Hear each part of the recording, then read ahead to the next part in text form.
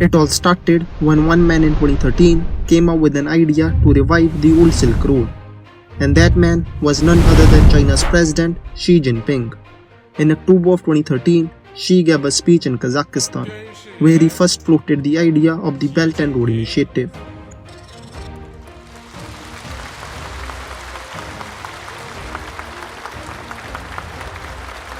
The Belt and Road Initiative helped pave the way for the expansion of China's worldwide reach. China rolled out that ambitious infrastructure and investment project. An ambitious plan that involves more than 150 countries, which translates to 40% of the global GDP, 65% of the world's population, and 75% of the known energy reserves. A plan that covers more than 8,000 kilometers of land and sea, and requires $4 trillion of capital to build more than 2,600 projects such as coal and hydropower plants, wind farms, highways, power stations, power grids, and so on. BRI is estimated to be completed in 2049. But why 2049, you may ask? Because it marks the 100th anniversary of founding of the People's Republic of China. But 10 years in, things are not looking so bright. There have been major construction flaws in major infrastructure projects. Countries like Malaysia, Kazakhstan and Bolivia have cancelled many BRI projects over concerns of corruption. And debt levels of many countries receiving Chinese loans have sparked concerns about BRI's financial sustainability. And to top it all, Italy, the only major Western power to join Belt and Road, announced on December of 2023 that it is leaving the initiative.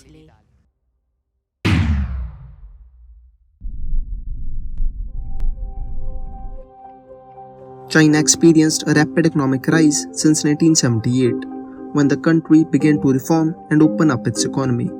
Its real GDP grew at a staggering rate of 10%, and then came the global financial crisis of 2008.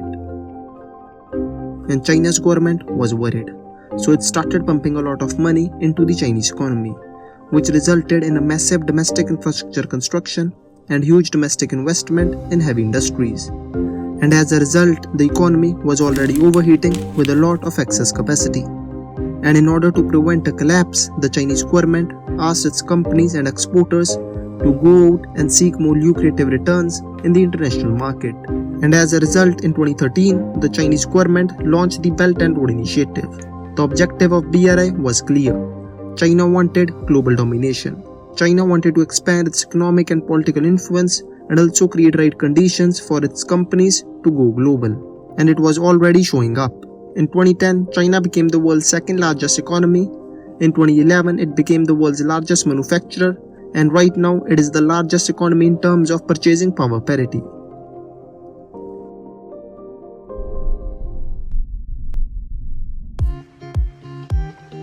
So what exactly was the plan under the Belt and Road Initiative?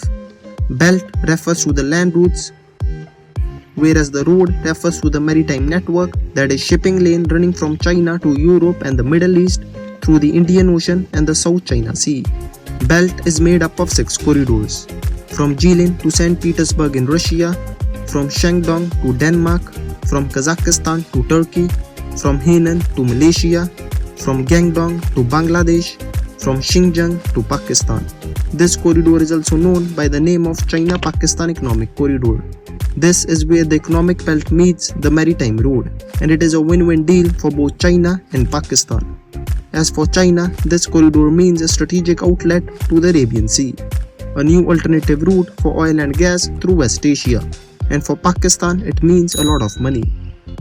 As of June 2023, China has signed more than 200 BRI cooperation agreements with over 150 countries and 30 plus international organizations.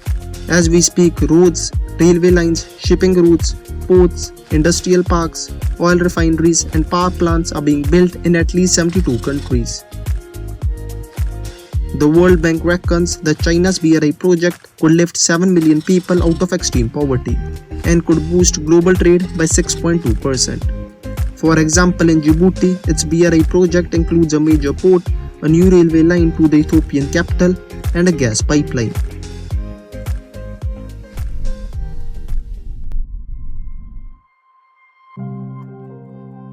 China's motto with the Belt and Road was, "Build and they will come," as it did domestically. But the catch here was to only give orders to Chinese companies, who will build much of the infrastructure, financed by Chinese policy banks and financial institutions.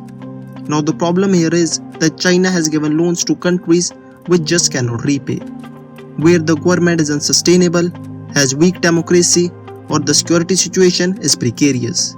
Most of these projects are running into trouble because of financial irregularities, corruption, scams, and terror attacks. In Bangladesh, the Padma Rail Link project is facing a funding crunch. According to a Center for Global Development report, 23 BRI member nations are at risk of significant debt distress. And out of that, 8 countries are at heavy risk and they can end up owing half of their foreign debt to China. Remember Djibouti? It's facing what the World Bank calls debt distress. Its debt to China amounts to 70% of its GDP. And look at Sri Lanka. Former President Mahinda Rajapaksa borrowed billions of dollars to develop a massive new port. When Sri Lanka struggled to pay back the money, it ended up with the New Deal that gave China control of the port for 99 years. The Gwadar port in Pakistan has been leased to China for 40 years. The Obok military base in Djibouti has been leased for 10 years. Tajikistan had to cede more than 1,000 square kilometers of land for a petty loan. Laos had to let go of its entire national electric grid to a Chinese company. The Malacca Gateway in Malaysia now is in Chinese control for 99 years. According to another report, 586 Chinese banks and financing firms have been classified as highly risky. That's more than 13% of China's banking sector. And now China is learning its lesson, as its international lending post-2020 hit its lowest level in almost 2 decades.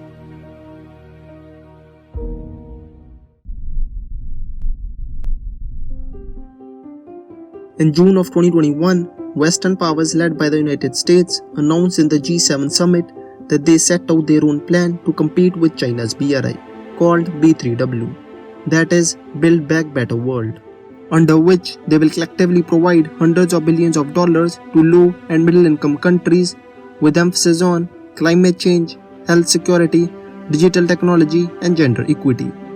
But the plan was thin on details until 2022, when the G7 nations met again and renamed the plan to PGII, which translates to Partnership for Global Infrastructure and Investment, under which they will provide $600 billion over the next 5 years to invest in global infrastructure projects. And the breakdown will be as follows. US will contribute $200 billion, Germany, France and Italy will contribute $300 billion, and UK, Canada and Japan will contribute $100 billion.